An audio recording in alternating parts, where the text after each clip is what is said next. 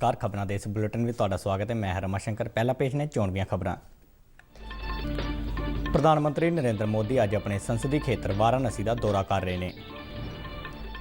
दौरे दौरान 1500 करोड़ रुपए तो वध के ਵੱਖ-ਵੱਖ विकास प्रोजेक्टों का प्रधानमंत्री वालों उद्घाटन किया जाएगा जां नींह पत्थर रखे जाएंगे।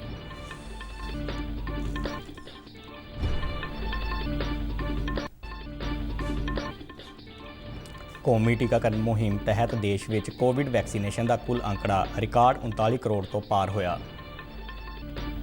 18 तो 44 साल तक उम्र वर्ग तहत पंजाब में हुण तक 21,30,434 लाभार्थियों को टीके लगाए जा चुके हैं। केंद्रीय मंत्रिमंडल ने कपड़ा खेत्र में बरामद को उत्साहित करन, पशु पालन और जहाज़ राणी खेत्र में पूंजीकारी को उत्साहित करन समेत कई होर अहम फैसले लए। भारत सरकार वालों केंद्रीय मुलाजमां ते पेंशनरां दे महंगाई भत्ते विच 11% वाधे का ऐलान। भारतीय जनता पार्टी ने केंद्रीय मंत्री पीयूष गोयल को राज सभा च सदन का नवा नेता नियुक्त किया। विदेश मंत्री डॉक्टर एस जयशंकर ने अपने चीनी हमओदा वेंग जी नाल दुशांबे च हुई मुलाकात दौरान पूर्वी लद्दाख के असल कंट्रोल रेखा बारे होए समझौते ते अमल करने की गल मुड़ याद करवाई। अफगान समस्या के हल लई शंघाई सहयोग संगठन के मैंबर मुल्कों को शांति वार्ता का सद्दा दिता। भारतीय हाकी टीम के कप्तान मनप्रीत सिंह के पिंड मिठापुर में ओलंपिक खेडों को लैके खास उत्साह। खेडों ते युवा मामलों बारे मंत्री अनुराग ठाकुर ने टोक्यो ओलंपिक में हिस्सा लैण वाली अधिकारित टीम इंडिया लई चीयर सॉन्ग जारी किया। ते हुण खबरां विस्तार नाल।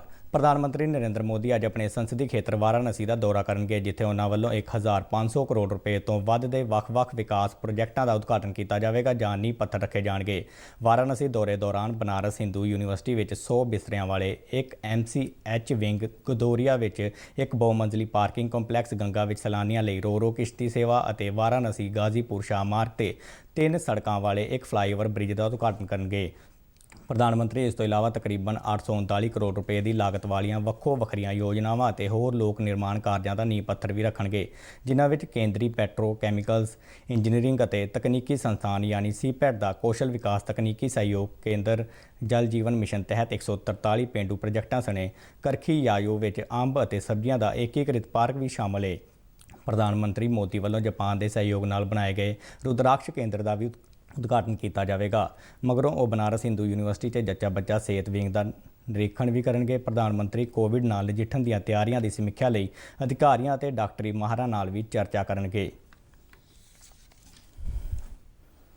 कौमी टीकाकरण मुहिम तहत देश में लगाए गए कोविड-19 रोकू टीकिਆਂ की कुल गिनती रिकॉर्ड 39 करोड़ के अंकड़े को पार कर गई है। केंद्रीय सेहत और परिवार भलाई मंत्राला वालों जारी अंकड़िਆਂ मुताबक कल शाम तक 32,10,000 तो वध वैक्सीन खुराकां दित्तियां गईयां। 18 तो 44 साल तक की उम्र वर्ग से हुण तक 12 करोड़ 19 लाख वैक्सीन खुराकां दित्तियां जा चुकियां ने। पंजाब में इस उम्र वर्ग तहत 20,85,821 लाभार्थियों को पहली खुराक दी जा चुकी है, जबकि 54,613 लाभार्थियों को वैक्सीन की दूजी खुराक मुहैया करवाई जा चुकी है। केंद्रीय मंत्रिमंडल ने कपड़ा खेत्र से बरामद को उत्साहित करन ते पशु पालन ते जहाज़ राणी खेत्र से पूंजीकारी को वधाउण लई कई अहम फैसले लए ने। मंत्रिमंडल ने केंद्र सरकार के कर्मचारियों और पेंशन लैण वालियां दा महंगाई भत्ता 17% तो वधा के 28% करने का फैसला भी लिया है। यह वाधा इस महीने की 1 तरीक तो लागू होगा। नवी दिल्ली से पत्रकारों को लए गए फैसले बारे जानकारी दिंदियां सूचना और प्रसारण मंत्री अनुराग ठाकुर ने दस्सिया कि कपड़ा खेत्र ते केंद्र और राज्यों वालों लगाए जाने वाले टैक्सां ते इन्हां दी बरामद ते लगन वाले उपकर विच रियायत जारी रखी गई है। उन्होंने कहा कि इस कदम नाल आलमी बाज़ारों में बरामद को हलाशेरी मिलेगी। अनुराग ठाकुर ने कहा कि आर्थिक मामलों बारे कैबिनेट कमेटी ने पशु पालन विभाग और डेयरी योजनावां के विकास लई विशेष पशु धन पैकेज के ਵੱਖ-ਵੱਖ हिस्सों को नवा रूप देने की मंजूरी दी है।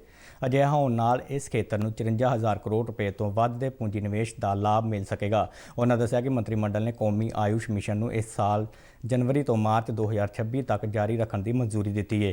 ਇਸ ਨਾਲ ਸਰਕਾਰੀ ਖਜ਼ਾਨੇ ਤੇ 4,607 ਕਰੋੜ ਰੁਪਏ ਤੋਂ ਵੱਧ ਦਾ ਬੋਝ ਪਵੇਗਾ। ਅਨੁਰਾਗ ਠਾਕੁਰ ਨੇ ਕਿਹਾ ਕਿ ਮੰਤਰੀ ਮੰਡਲ ਨੇ ਆਲਮੀ ਪੱਧਰ ਤੇ ਜਾਰੀ ਹੋਣ ਵਾਲੇ ਟੈਂਡਰਾਂ ਵਿੱਚ ਹਿੱਸਾ ਲੈਣ ਲਈ ਦੇਸ਼ ਦੀਆਂ ਜਹਾਜ਼ਰਾਨੀ ਕੰਪਨੀਆਂ ਨੂੰ ਸਬਸਿਡੀ ਦੇਣ ਦਾ ਫੈਸਲਾ ਕੀਤਾ ਹੈ। ਇਸ ਮੰਤਵ ਲਈ ਇੱਕ ਵਿਸ਼ੇਸ਼ ਯੋਜਨਾ ਨੂੰ ਮਨਜ਼ੂਰੀ ਦਿੱਤੀ ਗਈ ਹੈ। ਉਹਨਾਂ ਕਿਹਾ ਕਿ ਕੇਂਦਰੀ ਮੰਤਰੀ ਮੰਡਲ ਨੇ ਨਿਆਂਪਾਲਿਕਾ ਲਈ ਬੁਨਿਆਦੀ ਢਾਂਚਾ ਸਹੂਲਤਾਂ ਦੇ ਵਿਕਾਸ ਲਈ ਕੇਂਦਰ ਵੱਲੋਂ ਚਲਾਈ ਜਾ ਰਹੀ ਯੋਜਨਾਵਾਂ ਨੂੰ ਅਗਲੇ 5 ਸਾਲਾਂ ਲਈ ਜਾਰੀ ਰੱਖਣ ਨੂੰ ਪ੍ਰਵਾਨਗੀ ਦਿੱਤੀ। सरकार के कर्मचारियों को डीए और पेंशनर्स को डियरनेंस रिलीफ इसकी बहाली करने पर निर्णय किया गया है और इसकी दरें भी जो थी उसमें भी अगर आप कुल मिलाकर देखें तो अब डीए की दर जो पहले 17% थी उसमें 11% की और वृद्धि करके कुल मिलाकर 28% इसको किया गया है। ਕੇਂਦਰੀ ਕੈਬਨਿਟ ਨੇ ਸਿਹਤ ਅਤੇ ਦਵਾਈਆਂ ਦੇ ਖੇਤਰ ਵਿੱਚ ਸਹਿਯੋਗ ਕਰਨ ਦੇ ਭਾਰਤ ਦੇ ਸਿਹਤ ਅਤੇ ਪਰਿਵਾਰ ਭਲਾਈ ਮੰਤਰਾਲਾ ਅਤੇ ਡੈਨਮਾਰਕ ਦੇ ਸਿਹਤ ਮੰਤਰਾਲਾ ਵਿਚਾਲੇ ਸਮਝੌਤਾ ਪੱਤਰ ਨੂੰ ਮਨਜ਼ੂਰੀ ਦਿੱਤੀ। ਉਹਨਾਂ ਦੱਸਿਆ ਕਿ ਕੈਬਨਿਟ ਵੱਲੋਂ ਕੋਕਿੰਗ ਕੋਲ ਦੇ ਸਬੰਧ ਵਿੱਚ ਆਪਸੀ ਸਹਿਯੋਗ ਵਧਾਉਣ ਲਈ ਭਾਰਤ ਦੇ ਸਟੀਲ ਮੰਤਰਾਲਾ ਅਤੇ ਰੂਸੀ ਸੰਘ ਦੇ ਊਰਜਾ ਮੰਤਰਾਲਾ ਵਿਚਾਲੇ ਸਮਝੌਤਾ ਪੱਤਰ ਨੂੰ ਵੀ ਮਨਜ਼ੂਰੀ ਦਿੱਤੀ ਗਈ। ਕੋਕਿੰਗ ਕੋਲ ਦਾ ਇਸਤੇਮਾਲ ਸਟੀਲ ਦੇ ਨਿਰਮਾਣ ਵਿੱਚ ਕੀਤਾ ਜਾਂਦਾ ਹੈ। ਇਸ ਸਮਝੌਤੇ ਨਾਲ ਸਟੀਲ ਖੇਤਰ ਦੀਆਂ ਲਾਗਤ ਕੀਮਤਾਂ ਵਿੱਚ ਕਮੀ ਆਉਣ ਦੀ ਸੰਭਾਵਨਾ ਹੈ।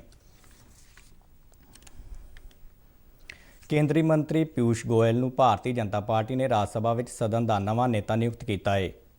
ਉਹ ਥਾਵਰਚੰਦ ਗਹਿਲੋਤ ਦੀ ਥਾਂ ਲੈਣਗੇ, ਜਿਹੜੇ ਹੁਣ ਕਰਨਾਟਕ ਦੇ ਰਾਜਪਾਲ ਨੇ।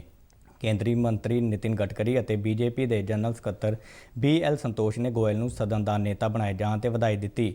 ਇਹਨਾਂ ਆਗੂਆਂ ਨੇ ਆਸ ਪ੍ਰਗਟਾਈ ਕਿ ਪਿਊਸ਼ ਗੋਇਲ ਆਪਣੀ ਊਰਜਾ, ਜੁੜਾਵ ਅਤੇ ਗਹਿਰਾਈ ਨਾਲ ਰਾਜ ਸਭਾ ਨੂੰ ਦੇਸ਼ ਲਈ ਚੰਗੇ ਵਿਚਾਰਾਂ ਦੇ ਆਦਾਨ ਪ੍ਰਦਾਨ ਵਾਲਾ ਇੱਕ ਹਰਮਨ ਪਿਆਰਾ ਸਥਾਨ ਬਣਾਉਣ ਵਿੱਚ ਆਪਣਾ ਸਹਿਯੋਗ ਦੇਣਗੇ। 19 ਜੁਲਾਈ ਤੋਂ ਸ਼ੁਰੂ ਹੋ ਰਹੇ ਸੰਸਦ ਦੇ ਮੌਨਸੂਨ ਇਜਲਾਸ ਤੋਂ ਪਹਿਲਾਂ ਸਰਕਾਰ ਨੇ ਐਤਵਾਰ ਨੂੰ ਇੱਕ ਆਲ ਪਾਰਟੀ ਮੀਟਿੰਗ ਸੱਦੀ ਹੈ। ਮੀਟਿੰਗ ਦੌਰਾਨ ਸੰਸਦ ਦੇ ਦੋਵਾਂ ਸਦਨਾਂ ਦੇ ਸਹੀ ਸੰਚਾਲਨ ਲਈ ਸਾਰੀਆਂ ਸਿਆਸੀ ਪਾਰਟੀਆਂ ਤੋਂ ਸਹਿਯੋਗ ਮੰਗਿਆ ਜਾਵੇਗਾ। 19 ਜੁਲਾਈ ਤੋਂ ਸ਼ੁਰੂ ਹੋ ਰਿਹਾ ਮੌਨਸੂਨ ਇਜਲਾਸ 13 ਅਗਸਤ ਤੱਕ ਚੱਲੇਗਾ। ਇਸ ਦੌਰਾਨ ਦੋਵਾਂ ਸਦਨਾਂ ਦੀਆਂ ਕੁੱਲ 19 ਬੈਠਕਾਂ ਹੋਣਗੀਆਂ।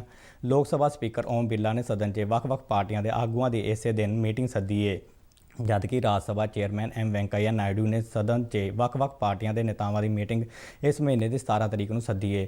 ਮੌਨਸੂਨ ਇਜਲਾਸ ਨੂੰ ਧਿਆਨ 'ਚ ਰੱਖਦਿਆਂ ਬੀਜੇਪੀ ਨੇ ਸੰਸਦੀ ਪਾਰਟੀ ਕਾਰਜਕਾਰਨੀ ਦੀ ਮੀਟਿੰਗ ਵੀ ਐਤਵਾਰ ਨੂੰ ਹੀ ਸੱਦੀ ਗਈ ਹੈ, ਜਦਕਿ ਸਦਨ 'ਚ ਪਾਰਟੀ ਦੀ ਰਣਨੀਤੀ ਬਾਰੇ ਚਰਚਾ ਕੀਤੀ ਜਾਵੇਗੀ। ਕੇਂਦਰੀ ਸੰਸਦੀ ਮਾਮਲਿਆਂ ਬਾਰੇ ਮੰਤਰੀ ਪ੍ਰਹਲਾਦ ਜੋਸ਼ੀ ਵੱਲੋਂ ਸਾਰੀਆਂ ਪਾਰਟੀਆਂ ਦੇ ਆਗੂਆਂ ਨੂੰ ਇਸ ਮੀਟਿੰਗ ਵਿੱਚ ਹਿੱਸਾ ਲੈਣ ਲਈ ਸੱਦਾ ਦਿੱਤਾ ਗਿਆ ਹੈ।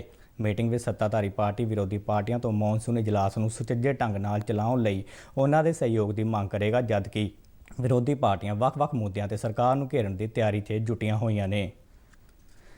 ਅਜਿਹਾ ਮੰਨਿਆ ਜਾ ਰਿਹਾ ਹੈ ਕਿ ਸੰਸਦ ਦੇ ਮੌਨਸੂਨ ਇਜਲਾਸ ਦੌਰਾਨ ਸਰਕਾਰ 30 ਬਿੱਲ ਲੈ ਕੇ ਆਵੇਗੀ। ਭਾਰਤੀ ਜਨਤਾ ਪਾਰਟੀ ਨੇ ਆਪਣੇ ਸਾਰੇ ਸੰਸਦ ਮੈਂਬਰਾਂ ਨੂੰ ਸਦਨ 'ਚ ਮੌਜੂਦ ਰਹਿਣ ਲਈ ਕਿਹਾ ਹੈ। ਲੋਕ ਸਭਾ ਸਪੀਕਰ ਓਮ ਬਿਰਲਾ ਨੇ ਸੰਸਦ ਦੀਆਂ ਤਿਆਰੀਆਂ ਦਾ ਜਾਇਜ਼ਾ ਲੈਂਦਿਆਂ ਇਹ ਯਕੀਨੀ ਬਣਾਇਆ ਕਿ ਸੰਸਦ ਇਜਲਾਸ ਦੌਰਾਨ ਕਰੋਨਾ ਪ੍ਰੋਟੋਕੋਲ ਦੀ ਪੂਰੀ ਤਰ੍ਹਾਂ ਨਾਲ ਪਾਲਣਾ ਕੀਤੀ ਜਾਵੇ। ਇਜਲਾਸ ਵਿੱਚ ਸ਼ਾਮਲ ਹੋਣ ਤੋਂ ਪਹਿਲਾਂ ਸੰਸਦ ਮੈਂਬਰਾਂ ਨੂੰ ਕਰੋਨਾ ਵੈਕਸੀਨ ਲਗਵਾਉਣ ਦੀ ਹਦਾਇਤ ਦਿੱਤੀ ਗਈ ਹੈ। ਵਿਦੇਸ਼ ਮੰਤਰੀ ਡਾਕਟਰ S ਜੈਸ਼ੰਕਰ ਨੇ ਸ਼ਾਂਤੀ ਵਾਰਤਾ ਰਾਹੀਂ ਅਫਗਾਨਿਸਤਾਨ ਸੰਕਟ ਦਾ ਹੱਲ ਛੇਤੀ ਲੱਭਣ ਦਾ ਸੱਦਾ ਦਿੱਤਾ ਹੈ।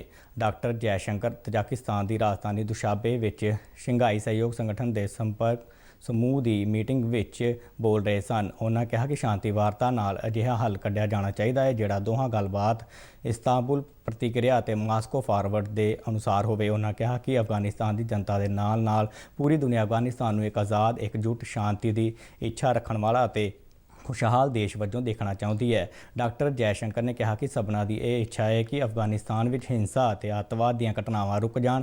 ਵਿਦੇਸ਼ ਮੰਤਰੀ ਨੇ ਕਿਹਾ ਕਿ ਪਰ ਹੁਣ ਵੀ ਕੁਝ ਅਜਿਹੀਆਂ ਤਾਕਤਾਂ ਨੇ ਜਿਹੜੀਆਂ ਵੱਖਰੇ ਹੀ ਏਜੰਡੇ ਨਾਲ ਕੰਮ ਕਰ ਰਹੀਆਂ ਨੇ। ਡਾਕਟਰ ਜੈਸ਼ੰਕਰ ਨੇ ਕਿਹਾ ਕਿ ਅਫਗਾਨਿਸਤਾਨ ਵਿੱਚ ਹਿੰਸਾ ਅਤੇ ਤਾਕਤ ਦੇ ਬਲਬੂਤੇ ਤੇ ਸੱਤਾ ਤੇ ਕਬਜ਼ਾ ਕਰਨਾ ਕਿਸੇ ਵੀ ਦ੍ਰਿਸ਼ਟੀਕੋਣ ਨਾਲ ਸਹੀ ਨਹੀਂ ਹੈ। ਮੀਟਿੰਗ ਦੇ ਆਲੇ ਦੁਆਲੇ ਵਿਦੇਸ਼ ਮੰਤਰੀ ਨੇ ਆਪਣੇ ਚੀਨੀ ਹਮਉਹਦਾ ਵੇਂਗ ਜੀ ਨਾਲ ਮੁਲਾਕਾਤ ਕੀਤੀ। ਅਜਿਹਾ ਮੰਨਿਆ ਜਾ ਰਿਹਾ ਹੈ ਕਿ ਦੋਹਾਂ ਆਗੂਆਂ ਵਿਚਾਲੇ ਪੂਰਬੀ ਲਦਾਖ 'ਚ ਅਸਲ ਕੰਟਰੋਲ ਰੇਖਾ ਤੇ ਮੌਜੂਦਾ ਸਥਿਤੀ ਦਾ ਛੇਤੀ ਤੋਂ ਛੇਤੀ ਢੁਕਵਾਂ ਹੱਲ ਕੱਢਣ ਸੰਬੰਧੀ ਹੋਰਨਾਂ ਮੁੱਦਿਆਂ ਤੇ ਵੀ ਵਿਚਾਰ ਵਟਾਂਦਰਾ ਕੀਤਾ ਗਿਆ। ਪਿਛਲੇ ਸਾਲ ਸਤੰਬਰ ਮਹੀਨੇ 'ਚ ਮਾਸਕੋ 'ਚ ਹੋਈ ਆਪਣੀ ਪਿਛਲੀ ਮੀਟਿੰਗ ਨੂੰ ਯਾਦ ਕਰਵਾਉਂਦਿਆਂ ਵਿਦੇਸ਼ ਮੰਤਰੀ ਡਾਕਟਰ ਐਸ ਜੈਸ਼ੰਕਰ ਨੇ ਉਸ ਵੇਲੇ ਹੋਏ ਸਮਝੌਤੇ ਦੀ ਪਾਲਣਾ ਕਰਨ ਅਤੇ ਪੂਰਬੀ ਲਦਾਖ 'ਚ LAC ਦੇ ਨਾਲ ਜੁੜੇ ਬਾਕੀ ਮੁੱਦਿਆਂ ਨੂੰ ਵੀ ਛੇਤੀ ਤੋਂ ਛੇਤੀ ਹੱਲ ਕੱਢਣ ਦੀ ਲੋੜ ਤੇ ਜ਼ੋਰ ਦਿੱਤਾ। ਜੈਸ਼ੰਕਰ ਨੇ ਦੱਸਿਆ ਕਿ ਇਸ ਸਾਲ ਦੇ ਸ਼ੁਰੂ ਵਿੱਚ ਪੈਂਗੋਂਗ ਝੀਲ ਖੇਤਰ ਵਿੱਚੋਂ ਫੌਜ ਦੀ ਵਾਪਸੀ ਨਾਲ ਇਸ ਨਾਲ ਜੁੜੇ ਹੋਰਨਾਂ ਮੁੱਦਿਆਂ ਦੇ ਹੱਲ ਹੋਣ ਦੀ ਸਥਿਤੀ ਬਣ ਗਈ ਸੀ। ਉਹਨਾਂ ਕਿਹਾ ਕਿ ਉਸ ਵੇਲੇ ਅਜਿਹੀ ਉਮੀਦ ਜਗੀ ਸੀ ਕਿ ਚੀਨ ਇਸ ਮੰਤਵ ਵਿੱਚ ਭਾਰਤ ਨਾਲ ਮਿਲ ਕੇ ਕੰਮ ਕਰੇਗਾ। ਉਹਨਾਂ ਚੀਨ ਨੂੰ ਇੱਕ ਵਾਰ ਫਿਰ ਯਾਦ ਦਿਵਾਇਆ ਕਿ ਮੌਜੂਦਾ ਸਥਿਤੀ ਨੂੰ ਲੰਬਾ ਖਿੱਚਣਾ ਕਿਸੇ ਵੀ ਧਿਰ ਲਈ ਫਾਇਦੇਮੰਦ ਨਹੀਂ ਹੈ ਅਤੇ ਇਸ ਨਾਲ ਸਬੰਧਾਂ 'ਚ ਨਾ ਪੱਖੀ ਵਤੀਰਾ ਵਧੇਰੇ ਮਜ਼ਬੂਤ ਹੋਵੇਗਾ। ਇਸ ਵੇਲੇ ਟੋਕੀਓ ਓਲੰਪਿਕ ਖੇਡਾਂ ਦਾ ਜਨੂੰਨ ਲੋਕਾਂ ਦੇ ਸਿਰ ਚੜ੍ਹ ਕੇ ਬੋਲ ਰਿਹਾ ਹੈ। ਭਾਰਤੀ ਹਾਕੀ ਟੀਮ ਦੇ ਕਪਤਾਨ ਜਲੰਧਰ ਜ਼ਿਲ੍ਹੇ ਦੇ ਪਿੰਡ ਮਿੱਠਾਪੁਰ ਵਾਸੀ ਮਨਪ੍ਰੀਤ ਸਿੰਘ ਦੇ ਪਿੰਡ ਵੱਖਰਾ ਹੀ ਮਾਹੌਲ ਦੇਖਣ ਨੂੰ ਮਿਲ ਰਿਹਾ ਹੈ। ਮਨਪ੍ਰੀਤ ਸਿੰਘ ਦਾ ਪਰਿਵਾਰ ਅਤੇ ਹੋਰ ਖੇਡ ਪ੍ਰੇਮੀ ਹਾਕੀ ਵਿੱਚ ਮੈਡਲ ਬਾਰੇ ਕਾਫੀ ਆਸਵੰਦ ਨਜ਼ਰ ਆਉਂਦੇ ਨੇ। ਪੇਸ਼ ਹੈ ਇਸ ਬਾਰੇ ਦੂਰਦਰਸ਼ਨ ਸੰਵਾਦਦਾਤਾ ਊਸ਼ਾ ਪਵਾਰ ਦੀ ਰਿਪੋਰਟ।